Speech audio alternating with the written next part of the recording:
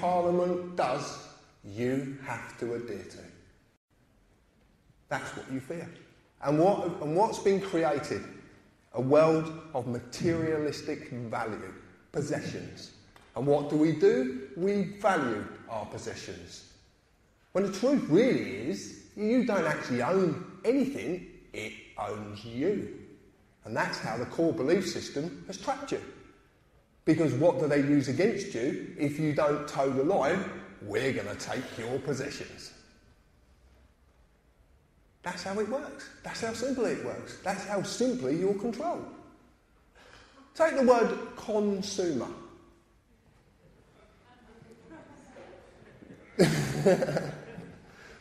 Right.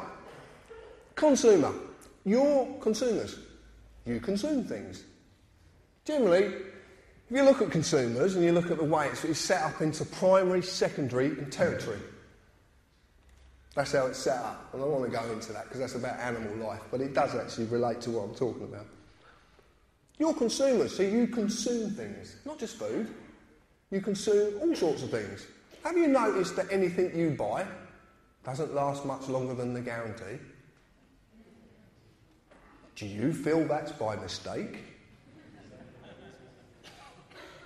Have you noticed that everything you buy seems to be really high at one time and then suddenly comes down to a very low price? Do you know why that happens? Sell by dates. Yeah, that's one reason I smoke. Yeah, we'll stick with that one, sell by days. Yeah, sell by days. Have we not noticed that food doesn't seem to last as long as it used to, even though it's pumped full of so-called preservatives to make it last longer? That sounds very dodgy. Fruit. We go and buy fresh fruit. How long does it stay fresh for? So what am I getting at? It's very simple. A throwaway nation. Yeah. What I'm getting at is you have to go and buy more stuff more of the time. So who benefits from that? Exactly. You're not benefit from it, are you? But that's a consumer. You're a consumer. But let's reverse it. Let's stick a mirror in front of it and create a 180-degree effect on that. Very simple. Very simple indeed. What happens if you don't consume? What happens to everyone who's producing products for you to consume if you don't consume them products? Oh, now we're getting the picture. So who holds the power? Exactly. That's it, I'm done. You realise now?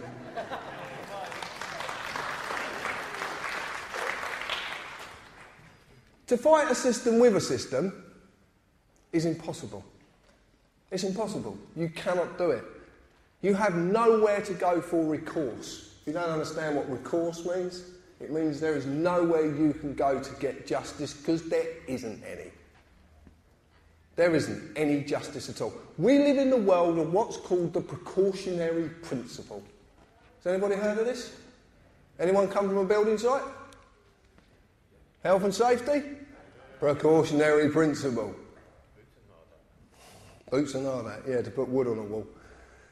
Right, we live in a world of this precautionary principle. Now, I don't know if you know this, but your wonderful government, just about a mile down there, got a pretty building. He's just putting through a bill.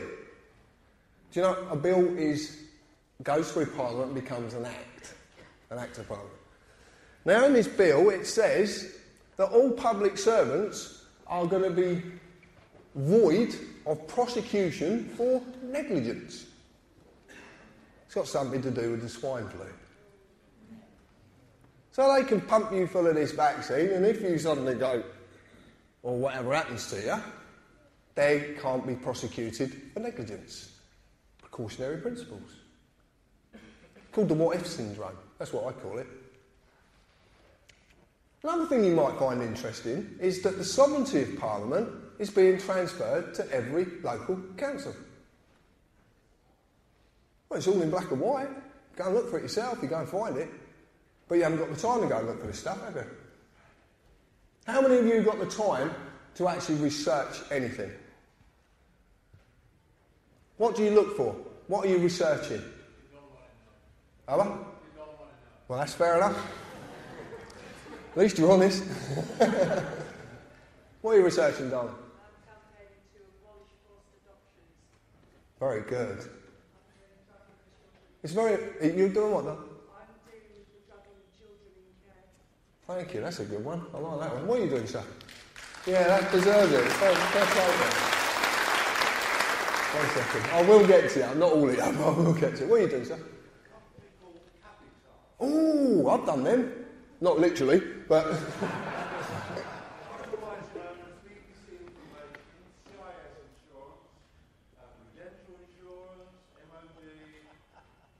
Is there anything you're not actually researching? Well done. No, I'm only jesting. What are you doing, sir? Psychopathy in politics. You do what? Psychopathy in politics. Oh, that's an interesting subject.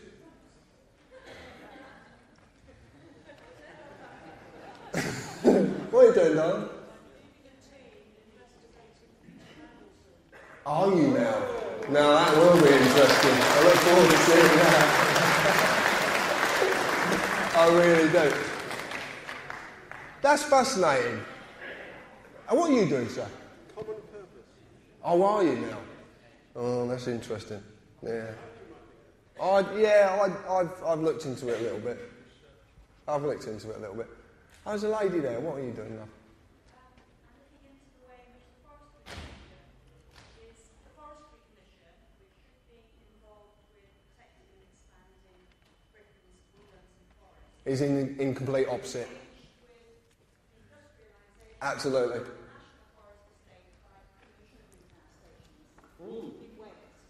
In Wales. Beautiful place. And in Scotland. Right. What I was actually getting at was it's fascinating. I'm really pleased you are researching this stuff. I really am.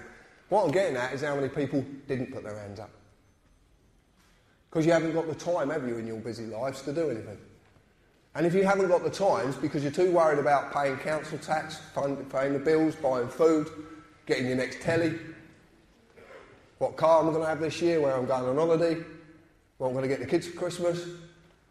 So you haven't got time to look. So a lot of things are done behind your back without you even knowing they're going on. But that's the beauty of it. What a beautiful system. What a simple system. See, Einstein talked about simplicity. He talked about genius. Genius is nothing that's complicated. It's simplicity in its essence. Create a core belief system, get everyone to subscribe to it, and all you will do for the rest of your lives is defend it. And especially if someone like me comes along and says, oh no, it's not like that. Oh, bog off, you're just a tattooed carpenter. What do you know? Not a great deal. But I know something different to what you do. And we all do, actually. When we're talking to people, we all know something different, if we care to listen. But we use these little things we use a thing in our lives called judgment. We judge.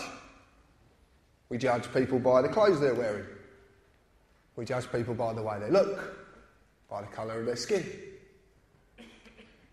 And that's quite relevant at the moment, considering all the so-called terrorism that's going on. I wonder who really are the terrorists. According to the newspapers and the BBC, we're extremists. TPUC has just been labelled as extremists.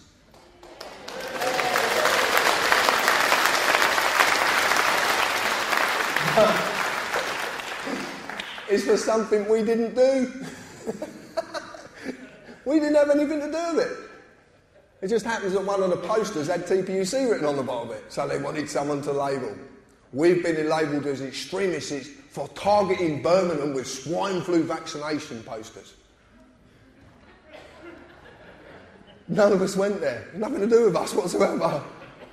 And the BBC have put this all across BBC Midlands. They tried to contact me and Dan 3 times yesterday trying to get a statement from us.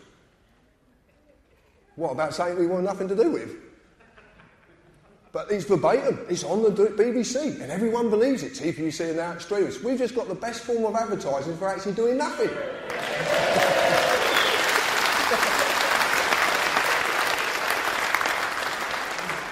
And it's something me and Elizabeth used to talk about and joke about, because we knew this little thing. We just had this little joke between us, that the less you do, more happens. And it's absolutely true. The less you do, more happens. And it really does.